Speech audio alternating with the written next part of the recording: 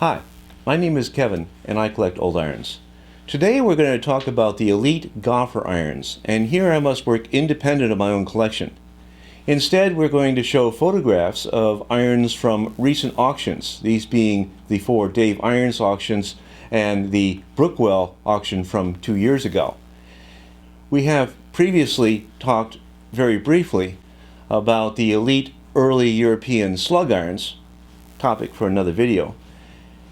Those were often marked and often included dates.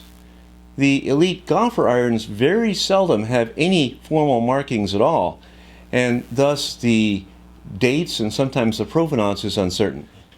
We saw in the previous video some paintings of the 16th and 17th century collars.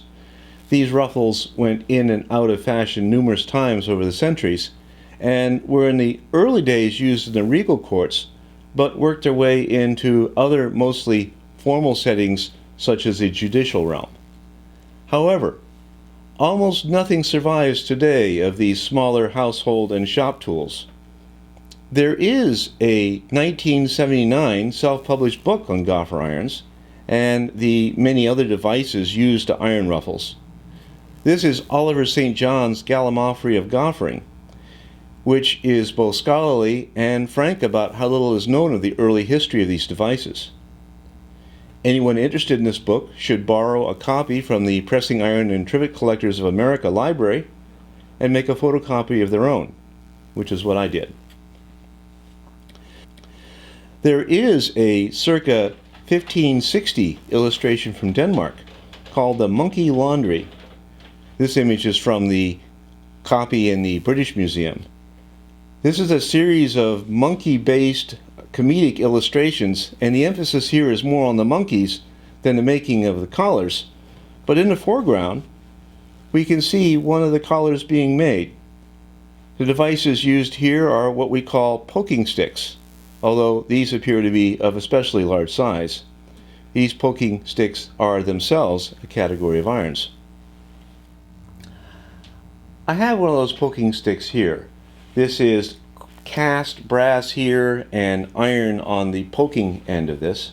And I should tell you that this is another one of the items that Kate saw in an antique shop in England that I missed and pointed out to me after I walked right past it. These are much smaller than the ones that you see in the Monkey Laundry. These devices saw very little, if any, use in the United States. Here's a lot of 3 poking sticks from the Brookwell auction. The 2 on each side are of wrought copper and are from the early 1800s, while the middle is of wrought iron and is from the middle 1500s. These are quite rare, and this set sold for about $2,000. We will concentrate in this video on those tools known as goffering irons, and I remind you that we have just done a video on the standing irons in general. Those devices include this one here, which is a brass goffering iron from the 1850s or that realm, and this one was purchased on eBay for $250 recently. But the main topic today is to talk about the more expensive realm. I have previously talked about the motives that iron collectors have for collecting this particular discipline. Those motives are the extraordinary variety, but also that these are largely quite inexpensive. Now, inexpensive is relative, but in the antique realm we might be reminded that there are far more expensive items. You can buy an elite duck decoy for in the hundreds of thousands of dollars. Coins, stamps, baseball cards in the millions of dollars. Artwork in the tens, if not hundreds of millions of dollars. The irons that we'll be talking about here are in the few thousand, and actually the upper range in the irons only goes into the low tens of thousands of dollars. Let's start with a pair of irons sold at the Brookwell auction. These are of mixed metal, iron and brass. On the left is a ball iron, on the right a goffer. These are cast, not wrought, British, circa about 1850. Note the beauty.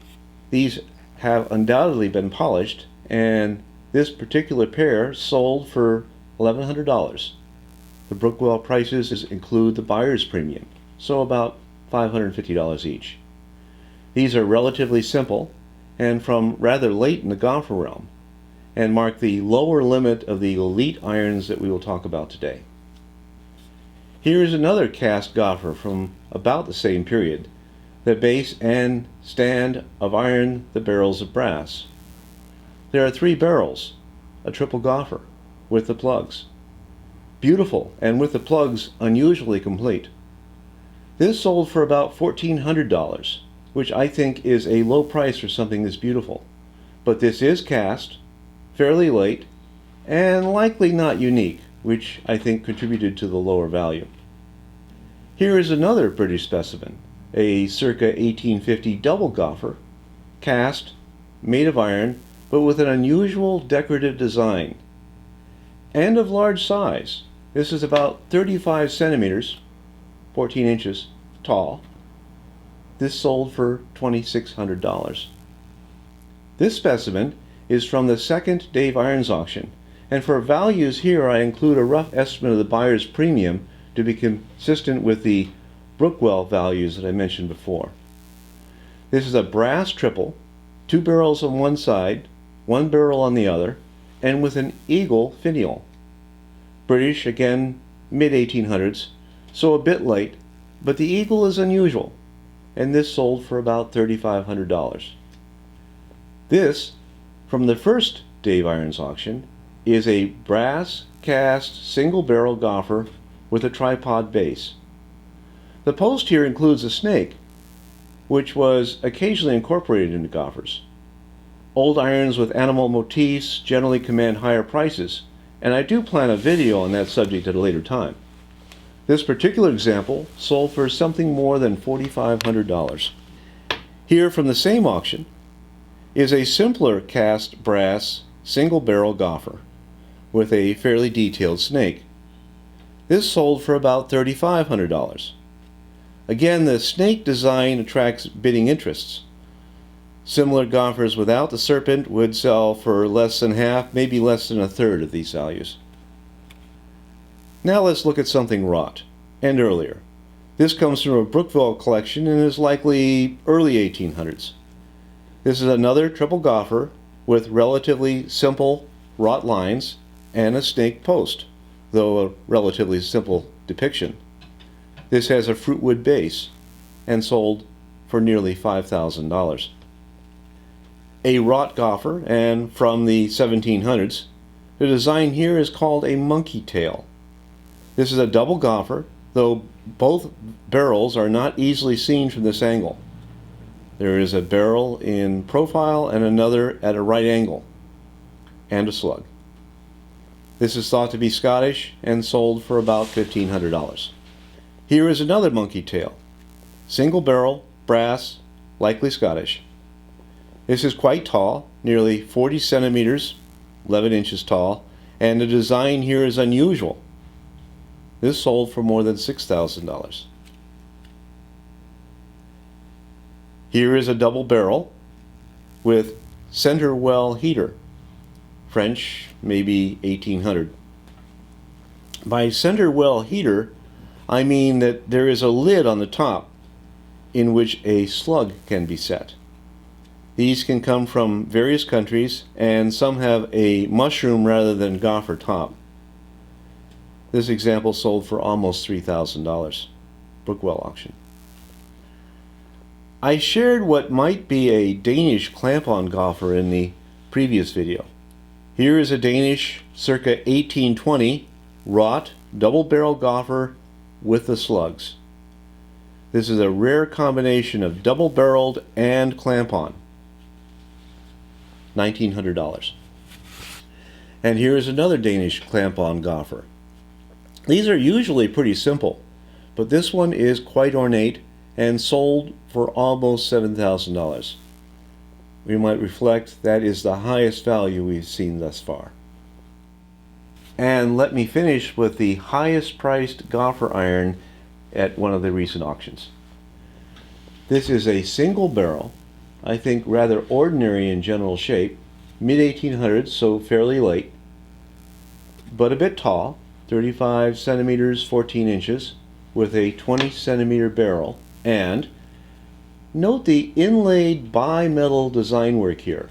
Brass inlaid into an iron base for the barrel.